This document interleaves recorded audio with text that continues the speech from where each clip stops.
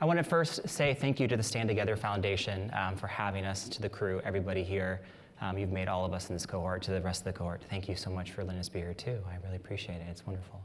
Hello everybody, my name is Danny Combs. 12 years ago, I became a dad. I'm going to be completely honest with you, becoming a dad was not one of my goals. I wanted to be a musician, and I was a musician. In fact, I was a professional musician. When I had gotten married, my ex-wife and I even agreed, no kids. That was what we set out to do. And then lo and behold, we had a boy, a beautiful boy. And we named him Dylan. And you're thinking musician Dylan? Yes, we named him after Bob Dylan. And when I first met my son, it was actually hearing him cry. I had to wait outside. I get a chance to hear him, meet him for the first time through sound. And I promise you, there is nothing in this world that is as amazing as meeting your child. I knew instantly that I would do anything for that boy, anything. At this point in life, I had played and worked with a whole bunch of musicians that you would probably recognize. I had won a Grammy Award. I was successful by most people's standards of what successful meant. But I promise the greatest song I ever heard was my son. I knew that he was and is my world, and I would do anything for him. About 2 years into Dylan's life, we started noticing some unique things, some things that made Dylan, Dylan. They were different than what our friends noticed about their kids. At that time, everybody's posting pictures on Facebook of their child laughing, talking, walking. I mean, everybody's kid is the greatest thing in the world on Facebook. And when your kid is struggling, it's hard. You see what everybody else is doing, and ours wasn't. We ended up taking him to the doctor, and we learned that what made Dylan extra special was called autism. I'm going to be honest with you. When a doctor sits you down and tells you that your son has autism, and it means that he's one of 54, 1 in 54 in this country have autism, that it means that he has a 90% chance of never getting married, of never working, that he's going to be in a day treatment center for the rest of his life, I made them cry. I literally made them cry. I don't regret it. I made them cry. I looked at them and I was upset. And I had all these selfish thoughts, horrible thoughts, that I was less of a man, that I would never be a grandfather, that my family name wouldn't carry on. It was very selfish. I admit to you that I was selfish. But at the same time, I was noticing that Dylan was able to do some remarkable things, incredible things. I remember once when he was 3 years old, I walk into the kitchen and he had traced his hand out in cardboard and then he cut it out in duplicate. Yes, I was that dad that let my kid play with scissors unsupervised. And he cut out duplicates of his hand and had made these retractable Wolverine claws. It was remarkable. 3 years old, he couldn't yet say, "Hello, Dad, tell me that he loved me," but he was somehow able to visualize, conceptualize, and manufacture this incredible three-dimensional object.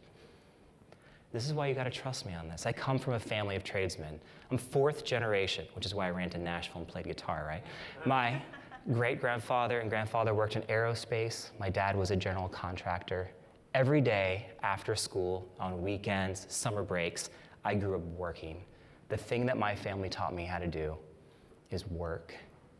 And when I saw that my son had this talent, I recognized it instantly. I knew what he had to offer. At the same time, we're taking him to all of these different therapies. The therapists were really good people doing great things. They meant well. But after every session, all I heard was what he was doing wrong, what he needed to do better, his deficit, his weakness. But he had so many strengths, so many things to offer that weren't being recognized. So I wondered, what would happen if you all of a sudden took somebody that has this incredible talent and actually recognized them for their strength, for their asset, for their ability, for what they actually had to offer? If you took that in this community and built them up, maybe it would lead to a job. I looked everywhere, and there was absolutely nothing. So I said, you know what? I'm going to put down my guitar, and I'm going to start one. And I did just that. We called it Tact, which stands for Teaching the Autism Community Trades. And you know what? We did it out of the back of a 1958 Chevy panel truck, because if you're going to do it, you do it with style. So we lowered it, we put it on a police car frames, we put 20s on it, we put a 350 engine. It was awesome. It is awesome. And we would go anywhere. We'd go to churches, rec centers, libraries, people's garage. And you know what? The families instantly got it. They saw for the first time that their kids could succeed. They got dirty, they explored, they discovered, they created, they failed, and then they succeeded. And they held up the things we were teaching them like a trophy. They showed it off. They won. About 6 months in, we ended up getting to space. People were getting it, diving in. We were teaching things like auto mechanics, carpentry, cybersecurity. Within a year, we had secured $500,000 to launch it full time. And we took this 90% unemployed group and we became the most successful training to employment group in the state of Colorado. The model works.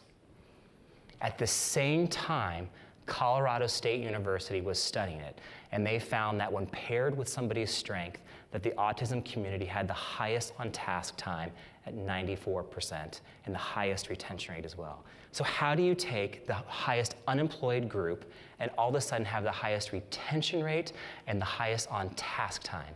It makes absolutely no sense, but that's what happens. Right now in this country, there is a labor shortage like we've never seen. People are dropping out of work left and right.